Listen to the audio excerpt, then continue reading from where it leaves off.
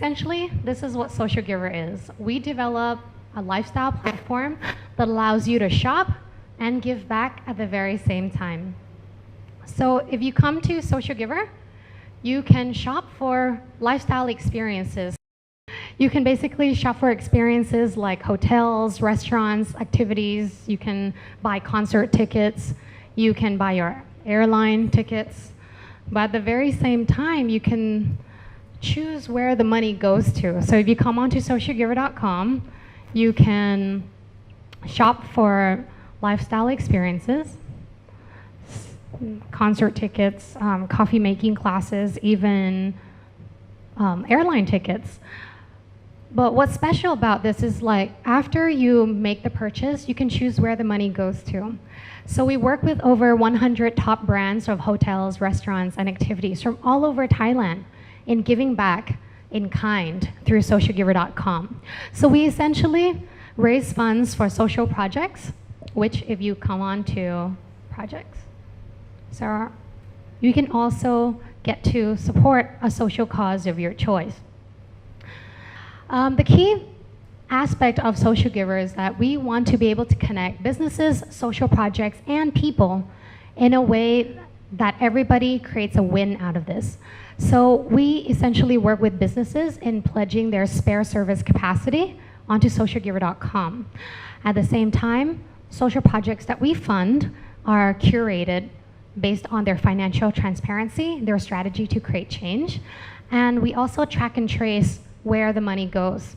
So if you are Thai, you would be able to see that a lot of the different places have little boxes for you to put money and make donations.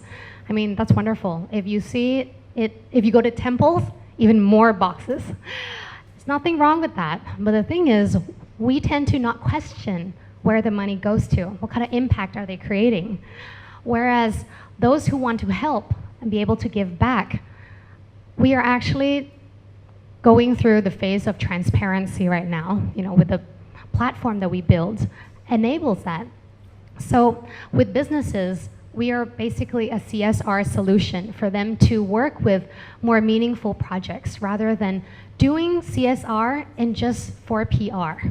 We don't want them to, I used to be an employee before, and I've seen friends in the corporate sector doing CSR projects that are, I'm gonna go somewhere, do an activity, take photo, and that's it. We want businesses to engage in more meaningful activities.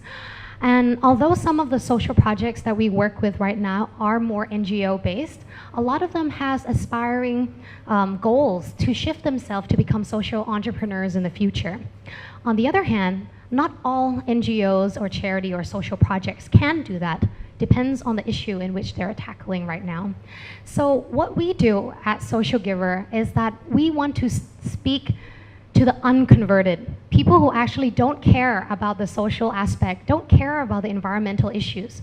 We are speaking to lifestyle spenders, people who want to give themselves or their family, a nice vacation, a nice time out, but at the same time, that is that one foot in the door strategy for letting them be engaged with the social projects that are really doing good work.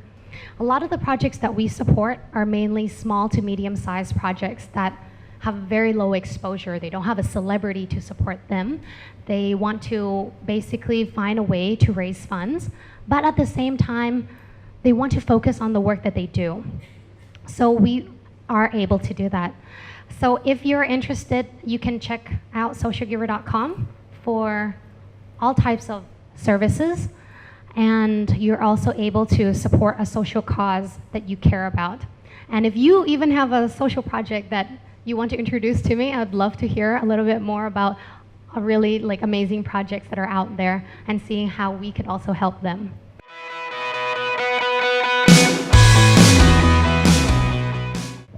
In my views, I think it's still very similar to the dynamics in China, where people see, very charitable entities, temples, charities, foundations, and business. So it's a very distinct line where when you want to propose that you want to do a social enterprise, they say, why don't you just open up another charity? Whereas our mission is a bit different. We want to be more sustainable. So.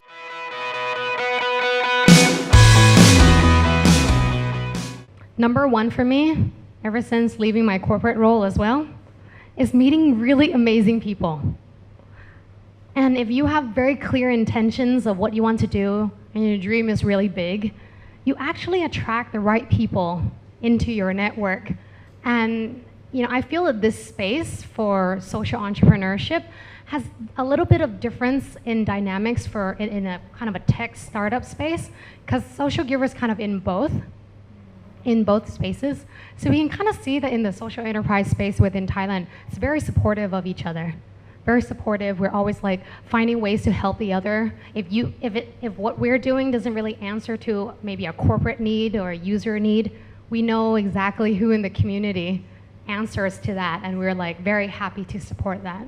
So I really feel that ever since doing Social Giver, I've met like really amazing people in both the business aspect, social entrepreneurs, all types of industries, knowing like what we're doing. And even though we're such a small team, I feel that we have really good energy and a really great vibe in like attracting the right people and supporting us until where we are today. It's not just because of me, it's because I have an amazing team. I have really good support from the business side. I won't mention the kind of like a government aspect, because I feel that because we cannot register as a social enterprise, we still want to go ahead with it. Is that the most frustrating aspect? No, it's not. It's actually not, because I feel that just like what you mentioned earlier, if you answer to a market need, a lot of people ask me, like when I talk to different businesses, do I explain myself as a social entrepreneur? Sometimes I don't, because I deliver economic value to all businesses that work with us. And if it's a win-win, this is where sustainability, that's where it begins.